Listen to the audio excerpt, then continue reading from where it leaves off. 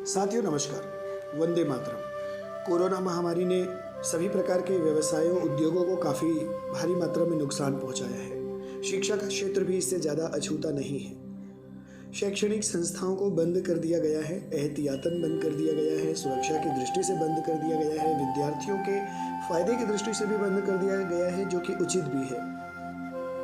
इसमें एक अनुचित बात सामने आ रही है आजकल। शासकीय शिक्षण संस्थाएं, अशासकीय शिक्षण संस्थाएं और कोचिंग इंस्टीट्यूट और ट्यूशन सेंटर्स जो भी हैं, इस महामारी के चलते बंद तो कर दिए हैं, लेकिन क्या इन्होंने अध्यापन कार्य बंद किया है? नहीं किया है। ये ऑनलाइन क्लासेस के माध्यम से बच्चों को पाठ्य सामग्री भी उपलब्ध करा रहे हैं और बच्चों को शैक्षणिक गतिविधियां भी उपलब्ध करा रहे हैं। एक बार के लिए ये सोच लिया जाए कि ये सही है या उचित है।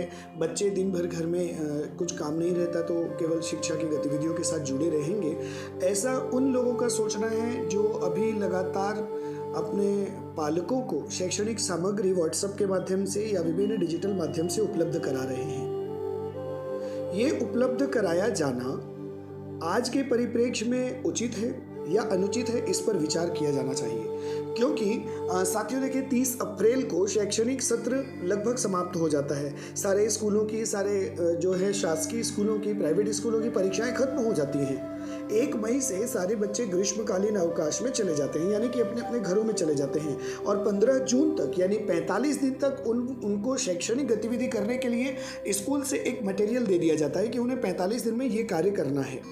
वो बच्चा अपनी सुविधा से, अपनी सहूलियत से इस काम को करता है। जिनके माता पिता जागरूक हैं वो प्रतिदिन अपने बच्चे को कोचिंग सेंटर्स भेजा करते थे, अपने बच्चे को प्रतिदिन खुद भी पढ़ाया करते थे। लेकिन इस लॉकडाउन के पीरियड में अपने बच्चे को कोचिंग सेंटर भेजा जाना तो संभव नहीं है।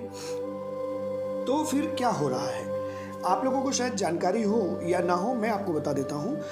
कोचिंग सेंटर्स को यदि अलग रखें तो आज की डेट में बहुत सारी स्कूल ऐसी भी हैं, बहुत सारी संस्थाएं ऐसी हो गई हैं जो अपने पालकों को व्हाट्सएप के माध्यम से या विभिन्न डिजिटल या सोशल साइट्स के माध्यम से शैक्षणिक सामग्री बच्चों को उपलब्ध करा रही है, विद्यार्थियों को उपलब्ध करा रही है। और उनके ऊपर में इस बात का दबाव बनाया जा रहा है कि प्रतिदिन वो कार्य को संपादित करें, उसको कंप्लीट करें और उसकी फ़ोटो खींचकर उस स्नैप को व्हाट्सएप के माध्यम से वापस टीचर को भेजें या स्कूल को भेजें। जरा सा सोच के देखिए कि ग्रीष्मकालीन अवकाश में क्या इस कोरोना लॉकडाउन के पहले कभी ऐसा हुआ है? यदि नहीं हुआ है तो क्यों नहीं हुआ है? और अभी हो रहा है तो क्यों हो रहा है?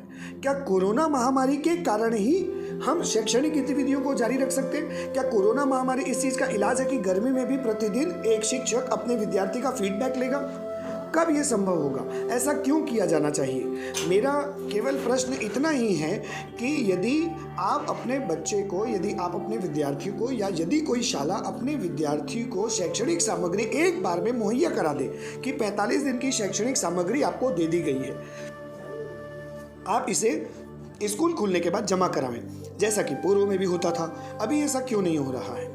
बड़ी बड़ी स्कूलें जिनके पास में विभिन्न प्रकार के सोशल साइट्स है, डिजिटल क्लासेस है, वो उन विद्यार्थियों को ये चीज़ें उपलब्ध करा रही है और उनके माता पिता से इस बात की अपील कर रही है कि विद्यार्थी को प्रतिदिन ये दिखाया जाए। यूट्यूब के लिंक्स भेजे जा रहे हैं, PDF में पाठ्य सामग्री भेजी जा रही है। ये कैसा शिक्षण पद्धति है? ये कौन सी शिक्षण पद्धति है?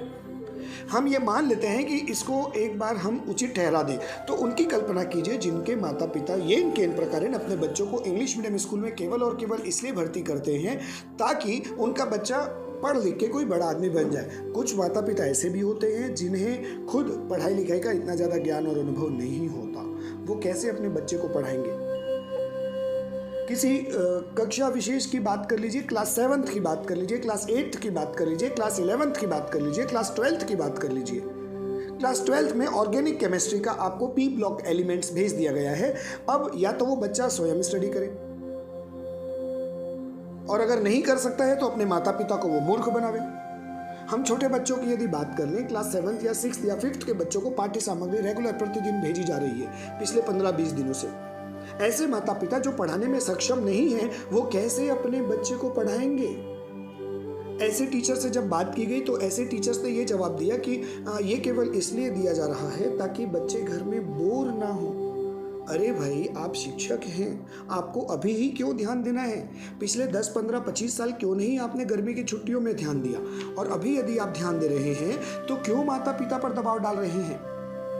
आप उन बच्चों के बारे में सोचिए जिनके माता पिता वेंडर्स हैं, जिनके माता सब्जी बेचने जाती है, काम करने वाली बाई है, जिनके पापा ठेला चलाते हैं या किसी प्राइवेट इंस्टीट्यूट या प्राइवेट सेक्टर में काम करते हैं। वो कैसे अपने बच्चे को पढ़ा रहे होंगे? उनको गणित नहीं मालूम, उनको विज्ञान नहीं मालूम, सामाजिक विज्ञान, संस्कृत, हिंदी, अंग्रेजी ये नहीं मालूम है। आप उनको यूट्यूब के लिंक्स भेज देते हैं। तो यदि YouTube के लिंक से ही सभी चीज़ों का समाधान है तो बंद कर दीजिए ना स्कूल, बंद कर दीजिए कोचिंग इंस्टीट्यूट्स। स्कूल में बैठिए, एक स्कूल 2 कमरे में चलाइए, वहाँ पर पाठ्य सामग्री रखिए, हर पाठ्य सामग्री को अपने सारे बच्चों को भेज दीजिए। क्यों पढ़ा रहे हैं फिर?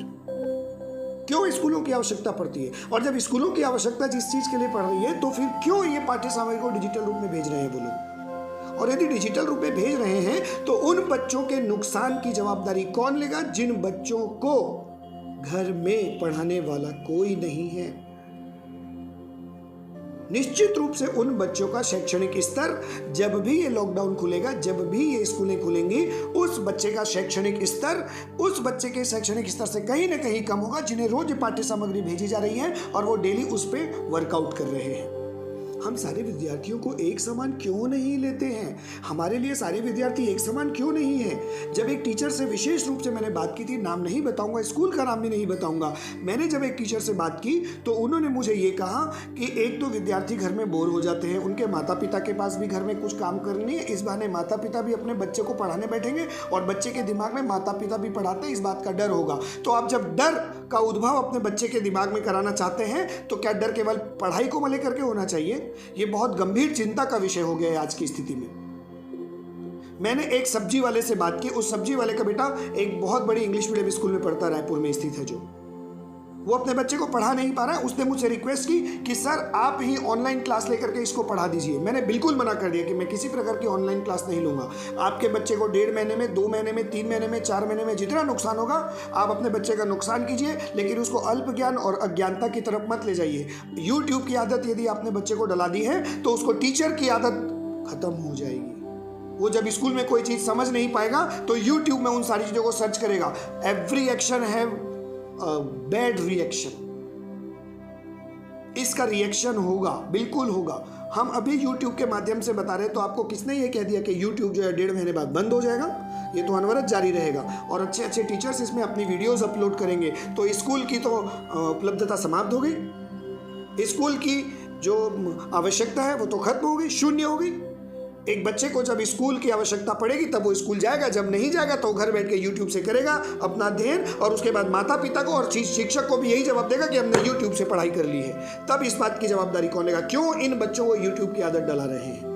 आप एक बार में पूरे 45 दिन का शैक्षणिक सामग्री उपलब्ध करा दीजिए। उसको कैसे करना है, कहाँ से करना है, बच्चे के ऊपर छोड़ दीजिए। उसको रचनात्मक और क्रियात्मक कार्यों की तरफ क्यों नहीं ले जाते? क्यों उसको शैक्षणिक क्षेत्र की गतिविधियों की तरफ ले जा रहे हैं इस कोरोना लॉकडाउन में? ऐसे ही माता पिता मध्यम वर्ग के जो हैं वो कमाई नहीं होने से, कमाई का जरिया बंद होने से, धंधा बंद होने से वैसे ही परेशान है।